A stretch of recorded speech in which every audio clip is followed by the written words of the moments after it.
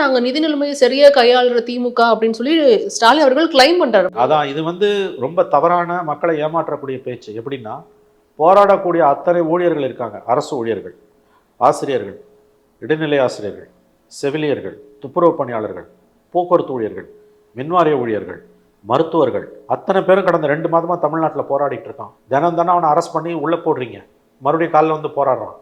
அப்போ என்ன நீங்கள் கொடுக்குற பதில் என்ன? துறை சார்ந்த அமைச்சர்களும் முதலமைச்சரும் நிதி நிலைமை சரியானோன்னு நாங்கள் கொடுப்போம், இப்போ எங்ககிட்ட நிதி இல்லை. சென்னை பல்கலைக்கழகத்தில் 2015 2025 வரைக்கும் ஓய்வு பெற்றவர்களுக்கு ஓய்வு கால பலன்களை கொடுக்க முடியலன்னு வழக்கு போட்ட பொழுது 90 கோடி ரூபாயை மாநில அரசு உடனடியாக விடுவிக்கணும்னு சென்னை உயர்நீதிமன்றம் மெட்ராஸ் ஹைகோர்ட் ஆர்டர் போடுது. தமிழக அரசு 20 கோடி தான் ரிலீஸ் பண்ணுது, 70 கோடி எக்ஸ்ட்ராவாக ரிலீஸ் பண்ணலை.